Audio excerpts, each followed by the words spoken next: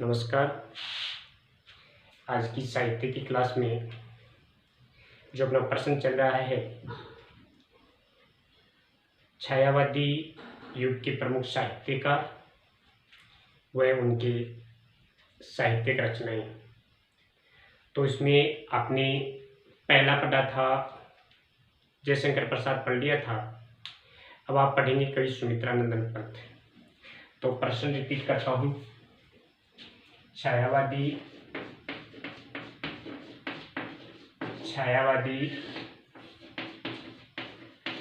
युग के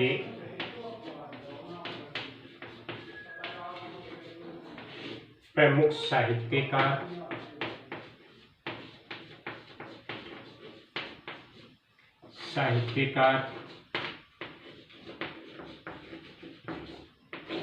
व उनकी रचनाएं। तो उत्तर में लिखेंगे आप कवि सुमित्रानंदन पंत।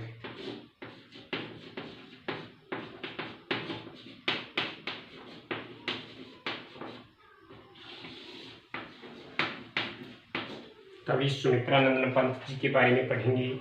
देखिए बेटा, कवि सुमित्रानंदन पंत भी छायावादी युग के प्रमुख कवि रहे हैं। इनको जयशंकर प्रसाद के बाद में छायावादी युग का दूसरा प्रमुख कवि माना जाता है। ये प्रकृति की सुरम्य घाटियों में यानी प्रकृति की गोद में जन्म लेने वाले बहुत ही प्रतिभाशाली कवि हुए हैं।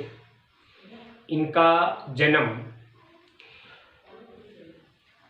उत्तर प्रदेश लेकिन वर्तमान में उत्तराखंड यानी जन्म के समय उत्तर प्रदेश यानी 20 मई 1900 ईस्वी को 20 मई 1900 ईस्वी को इनका जन्म उत्तराखंड राज्य के अल्मोड़ा जिले के कौसानी गांव, जिसे अपन कुमायूं प्रदेश बोलते हैं, उत्तराखंड राज्य के कौसानी जिले के अल्मोड़ा गांव में, जिसको अपन कुमायूं प्रदेश बोलते हैं, वहां पर इनका जन्म हुआ था।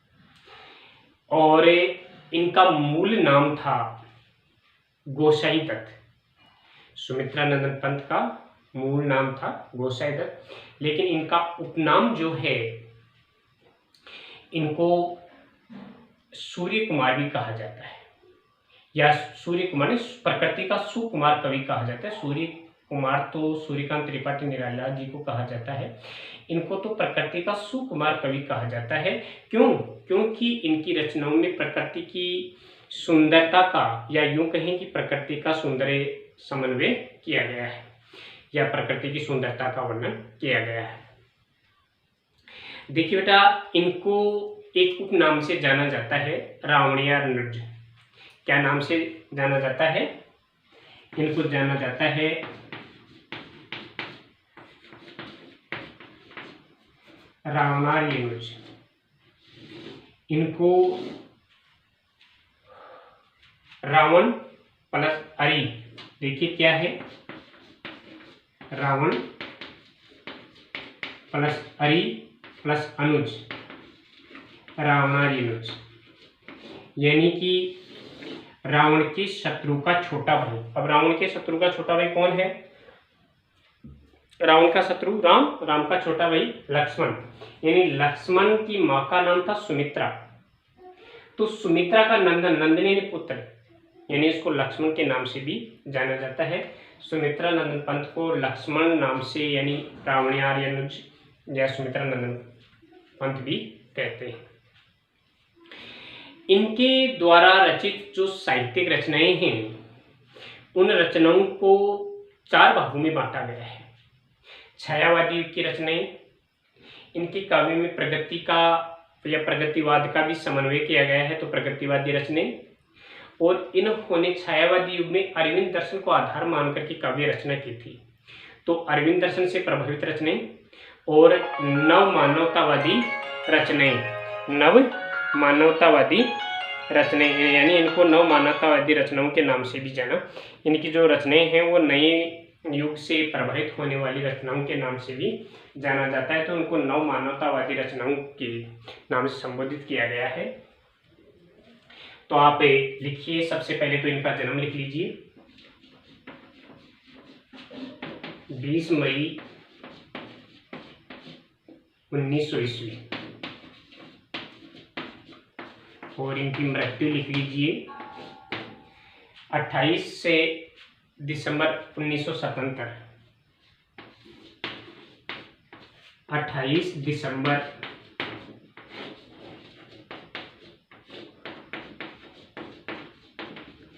1977 ईस्वी। इनका जो मूल नाम था वो है, हालांकि ये नहीं लिखना पड़ेगा आपको, मूल नाम था गोसाई दत्त, लेकिन फिर भी आप साहित्य पढ़ रहे हैं इसलिए साहित्य के जो विद्यार्थी होते हैं उनको ये जानना जरूरी होता है साहित्यकारों के बारे में। गोसाई दत्त इनका मूल नाम था और उपनाम इनका रावणियानुज भी था, और इनको प्रकृति का सुकुमार कवि भी कहा जाता है।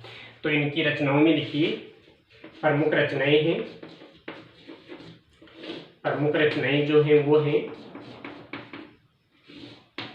उच्छ्वास। प्रमुख जो 5-6 रचनाएं हैं वही लिखूंगा, ज्यादा नहीं लिखूंगा, हालांकि रचनाएं तो बहुत ज्यादा हैं, लेकिन प्रमुख जो रचनाएं हैं वही लिखेंगे अपन। ग्रंथि, वीणा,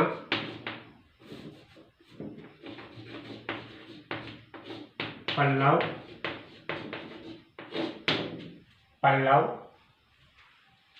गुंजन,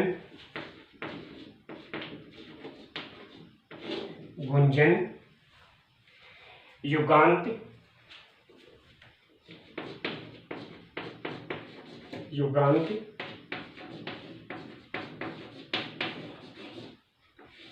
युगवाणी, ग्राम्य, प्रसिद्ध रचना है बेटा, ग्राम्य इनकी प्रसिद्ध रचना है, और छोटी रचना है, छोटे छोटे नाम है, याद हो जाएंगी। स्वर्ण किरण, स्वर्ण धूलि, युगांतर और युगपत। स्वर्ण किरण,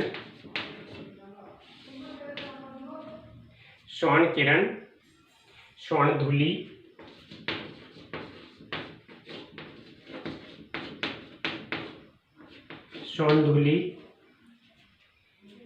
युगांतर,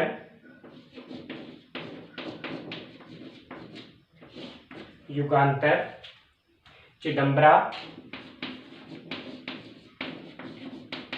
बहुत प्रसिद्ध रचना है। चिदंबरा बहुत प्रसिद्ध रचना है जिनके लिए इनको ज्ञानपीठ पुरस्कार दिया गया था 1968 में। चिदंबरा रचना के लिए 1968 ईस्वी में पंत जी को ज्ञानपीठ पुरस्कार मिला था बेटा। इसके बाद कला और बूढ़ा चांद, जिसके लिए साहित्य अकादमी पुरस्कार मिला था। कला और बूढ़ा चांद, लोकायतन भी इनकी प्रसिद्ध रचना है, लोकायतन इत्यादि रचनाएं बहुत हैं, लेकिन इतना ही लिखेंगे अपन। तो ये तो इनकी रचनाएं हो गई बेटा, इनके जीवन से जुड़ी हुई बातें हो गई, और अब लिखेंगे इनकी कुछ साहित्यिक विशेषताएं। तो अपन यहाँ लिखेंगे नोट लिखेंगे।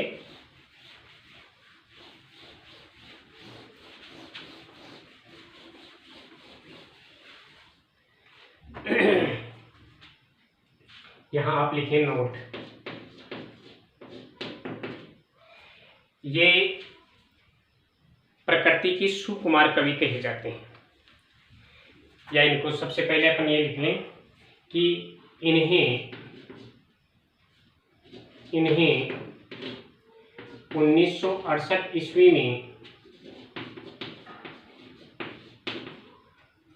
भारतीय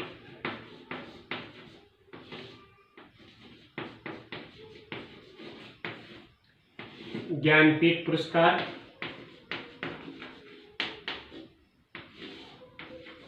व 1968 में भारतीय ज्ञानपीठ पुरस्कार व 1960 ईस्वी में साहित्य अकादमी पुरस्कार व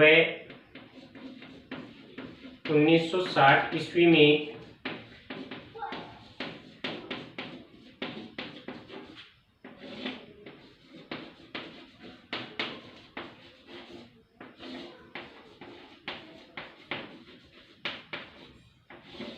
साहित्य अकादमी पुरस्कार। इसके अलावा 1964 में सोवियत लैंड नेहरू पुरस्कार, 1964 ईस्वी में सोवियत लैंड नेहरू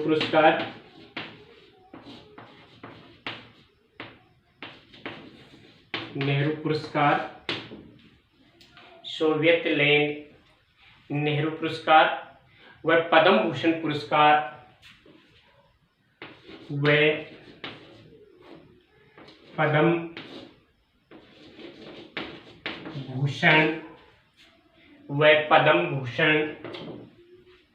पुरस्कार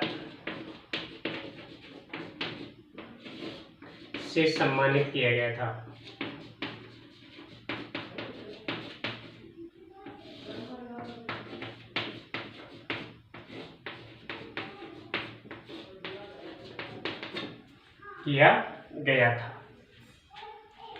इनके अलावा अपन देखें बेटा कि इनको छायावादी युग का विष्णु भी कहा जाता है। दूसरा नोट लिखें, इन्हें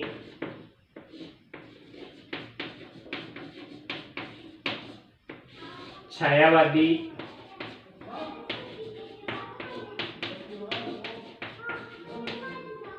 विष्णु भी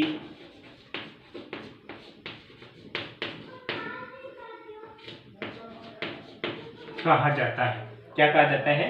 छायावादी युग का विष्णु कहा जाता है। इनको क्या कहा जाता है? छायावादी युग का विष्णु कहा जाता है।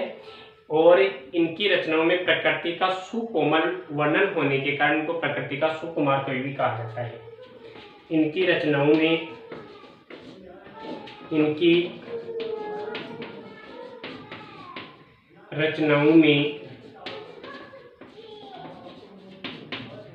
प्रकृति का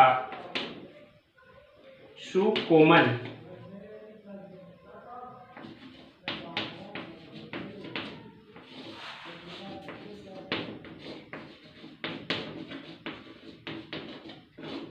वर्णन होने के कारण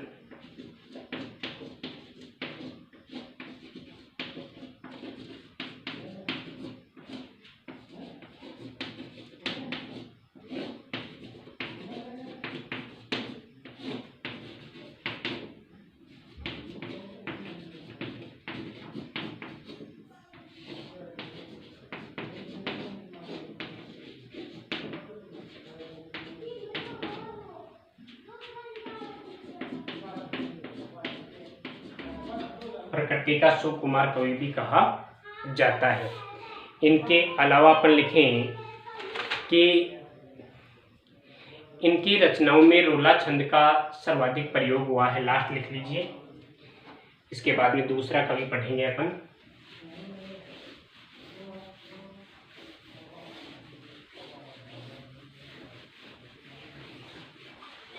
इनकी रचनाओं में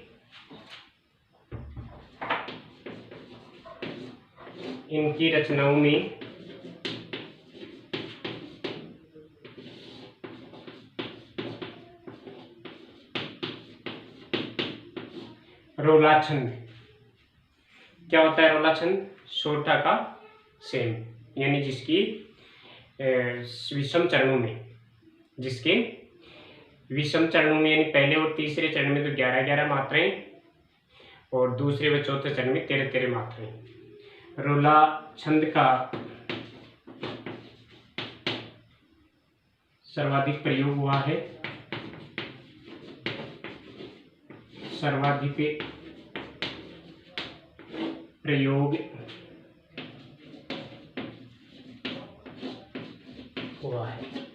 तो ये तो थे बेटा कवि सुमित्रानंदन पंत। हालांकि सुमित्रानंदन पंत के बारे में पढ़ेंगे तो कम से कम उनको 2 क्लास चाहिए, लेकिन जितना आपको पढ़ना है, जितना आपको लिखना है उतना ही, ज़्यादा नहीं। ये भी मैंने आपको ज़्यादा लिखवाया है, ज़्यादा पढ़ाया है, ज़्यादा क्लास ली है। अपन को एक 4-5 साहित्यकारों का उल्लेख करना है एक प्रश्न में, तो ये तो बहुत बड़ा प्रश्न हो जाएगा। ज़्यादा से ज़्यादा एक कवि के बारे में 5 पंक्तियाँ लिखनी है अपन को।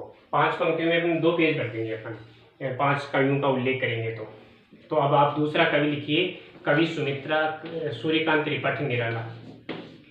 कवि सूर्यकांत त्रिपाठी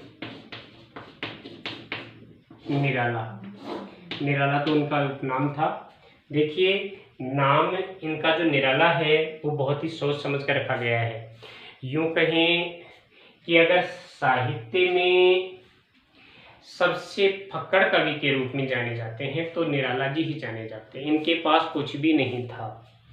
आपने कक्षा 11 में साहित्य में इसके बारे में पढ़ा भी है कि ये यूं कहें कि महादेवी वर्मा को अपनी मुंह बोली बहन मानते थे, राखी बंद बहन मानते थे। तो महादेवी वर्मा अंत में इनसे थक हार गई थी। आप याद करो पिछली क्लास में जो आपने पढ़ा था उसको। तो ये देखिए निराला जी के बारे में पढ़ेंगे।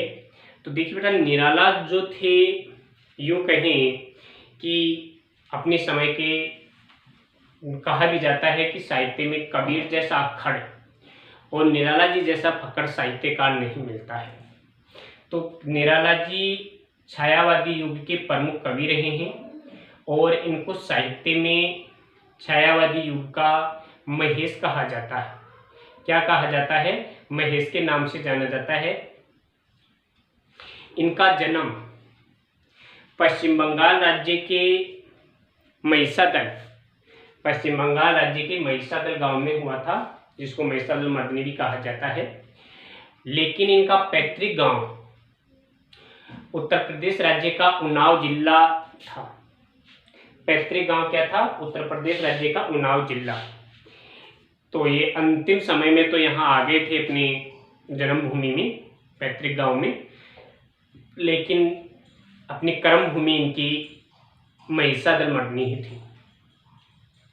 इनका जन्म 1899 ईस्वी में, सुमित्रा नंदन पंत से 1 साल पहले थे, 1899 ईस्वी में हुआ था। 21 फरवरी 1899 को इनका जन्म हुआ था और इनका निधन 15 अक्टूबर 1961 ईस्वी को हुआ था। 15 अक्टूबर, अभी 2-3 दिन बाद में निराला जी का जन्मदिन आने वाला है। जैसे आज 11 तारीख हो गई है, तो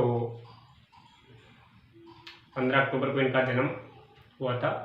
इनकी रचनाएं देखें तो इनकी रचनाओं में प्रसिद्ध है बेटा अनामिका, परिमल, सरोज स्मृति, राम की शक्ति पूजा, गीतिका, तुलसीदास, अणिमा, नए पत्ते, बेला, कुकुरमुता, आराधना, अर्चना, गीत गुण, चतुरी चमार, करम पकौड़ी, रानी और कहानी, स्फटिक शिला। देखिए बेटा इनकी प्रसिद्धि का जो कारण था वो क्या था? अगर मैं आपको इनकी कहानी बताऊं तो बहुत ही दुखदायी कहानी है। निराला जी का बहुत बड़ा परिवार था, लेकिन ये कहते हैं कि अगर ऊपर वाला रूठ जाता है तो बहुत बड़ा परिवार भी समाप्त हो जाता है। ऐसा ही हुआ। इनके परिवार में यमराज ने तांडव मचाया और इनके माता पिता, इनके चाचा ताऊ, चचेरे भाई बहन, इनकी पत्नी और इनके पुत्र सभी मृत्यु के काल में समा गए थे। इनकी एकमात्र पुत्री बची थी जिसका नाम था सरोज, जो ननिहाल रहा करती थी। लेकिन विवाह योग्य होने पर निराला जी अपनी पुत्री को अपने पास ले आए और धूमधाम से शादी की। धूमधाम का मतलब ये नहीं है कि इन्होंने सबको आमंत्रित किया, नहीं, बस केवल और केवल अपनी पुत्री की शादी में मातृपक्ष की तरफ से पितृपक्ष की तरफ से अकेले थे। स्वयं ने ही इनकी सेज को तैयार किया, डोली को सजाया, स्वयं ही उनके फेरों में साक्षी बने। कोई किसी प्रकार का मंगल गीत नहीं, लेकिन अपनी पुत्री की विवाह पर अपने स्वयं के हाथों से मंगल कलश से अमृत तुल्य पानी की बूंदी छिड़कने वाले स्वयं थे। धूमधाम से विदा किए। लेकिन होता यह है कि वो जब ससुराल जाके वापस आती है, कुछ दिन अपने पिता के पास रहती है, उसके बाद अपने मामा के घर चली जाती है वापस। और वहीं पर 1933 ईस्वी में सरोज की मृत्यु हो जाती है। अब तो निराला जी पूरी तरह टूट गए थे। तब जाकर के 1935 ईस्वी में निराला जी ने अपनी पुत्री की शोक स्मृति में एक शोक गीत लिखा था, सरोज स्मृति। ये शोक गीत साहित्य संसार का सबसे बड़ा शोक गीत है। साहित्य में इनसे बड़ा कोई शोक गीत नहीं है। इसके बाद में अगर आता है तो शिवमंगल सिंह सुमन का एक आता है, मिट्टी की बारात, वो है। लेकिन ये साहित्य संसार का सबसे बड़ा शोक गीत है। इसको निराला जी को प्रसिद्धि दिलाने वाला यही एक गीत है, यही एक रचना है। तो निराला जी की दुख भरी कहानी बहुत बड़ी है, लेकिन मैंने आपको संक्षिप्त में बताई है बेटा। तो लिखिए, जन्म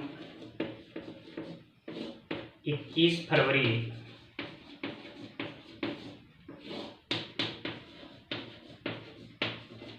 1899 ईस्वी और मृत्यु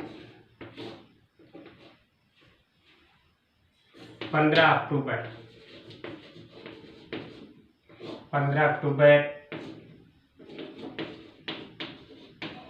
1961 ईस्वी। जन्म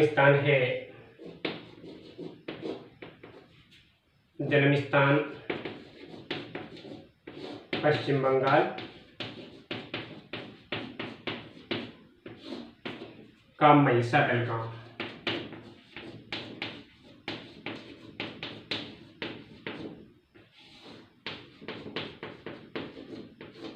पश्चिम बंगाल का महिषादल गांव इनका जन्म स्थान माना जाता है, जन्म स्थान है। लेकिन पैतृक गांव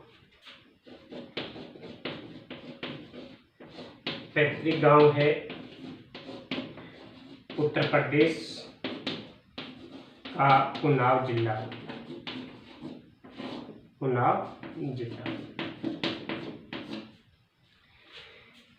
इनकी प्रमुख रचनाएं हैं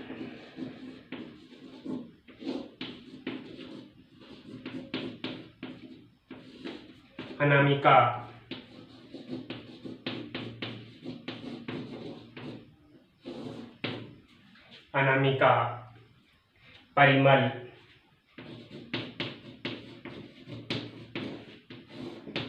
सरोज स्मृति,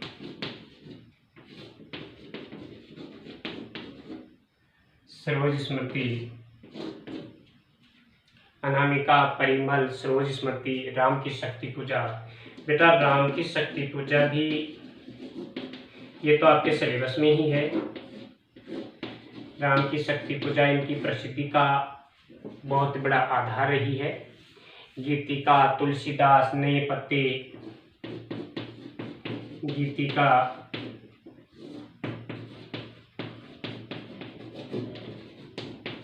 तुलसीदास, नए पत्ते, कुकुरमुत्ता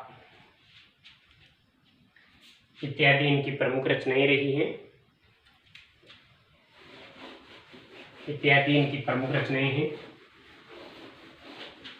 अब आप निराला जी के बारे में कुछ विशेष तथ्य लिखेंगे। निराला जी की जो साहित्यिक विशेषताएं हैं, तो विशेष तथ्य लिखें आप।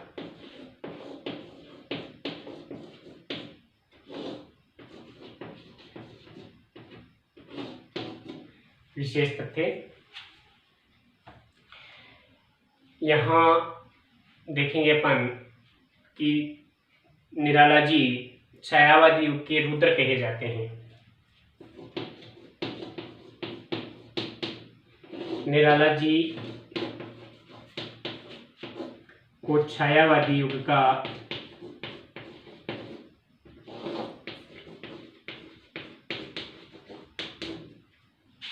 विष्णु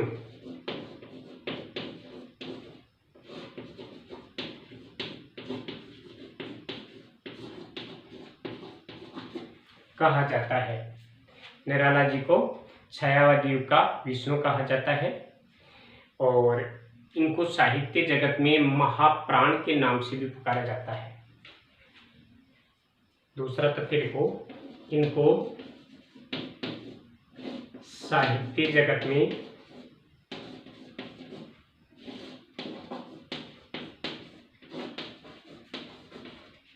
महाप्राण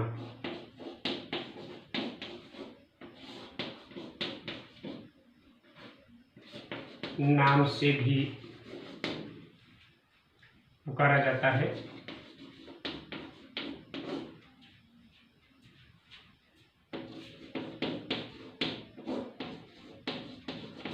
साहित्य जगत में महाप्राण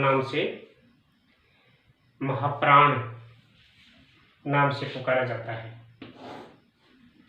इसके आगे लिखे अपन, इन्होंने साहित्य में मुक्त छंद की रचना की है, जिसके कारण आलोचकों ने इनको केंचुला या रबर छंद के नाम से पुकारा है।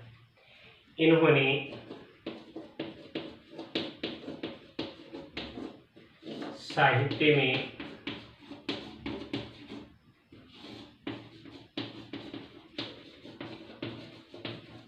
मुक्त छंद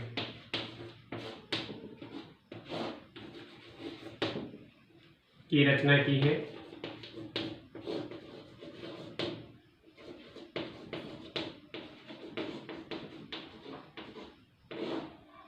जिसके कारण आलोचकों ने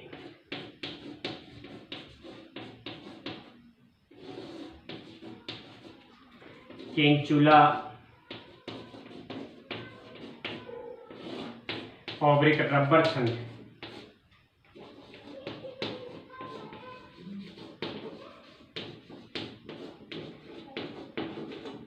कहा है। केंचुला छंद को रबर छंद भी कहा जाता है, मुक्तक छंद को रबर छंद, केंचुला छंद कहा जाता है।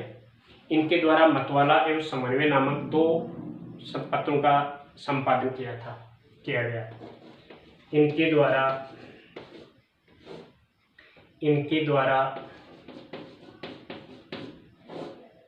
मतवाला व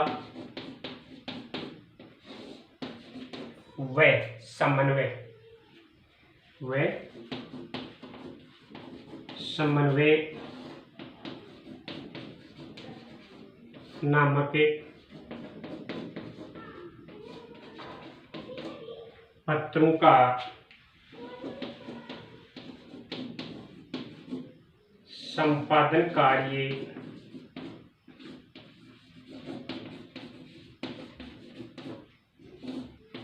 भी किया गया था।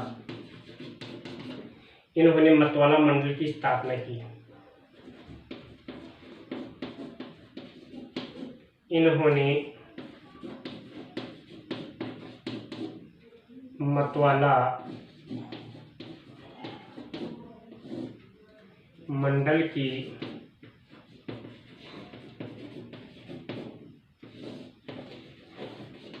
स्थापना की। तो ये थे बेटा कवि निराला जी और उनकी साहित्यिक रचनाएं, उनका साहित्यिक योगदान। तो बेटा देखिए, काफ़ी कुछ चर्चा करनी पड़ती है यहाँ एक एक कवि के बारे में। तो इस क्लास में ये 2 ही कवि हो पाएंगे। तो देखिए, इस प्रश्न को 3 क्लासें तो हो गई हैं। अपन एक क्लास और लेते हैं इस प्रश्न में साहित्यकारों की प्रमुख रचनाओं के बारे में, विशेषतम के बारे में। तो अगली क्लास में अपन अन्य कवियों के बारे में पढ़ेंगे, साहित्यकारों के बारे में पढ़ेंगे। धन्यवाद।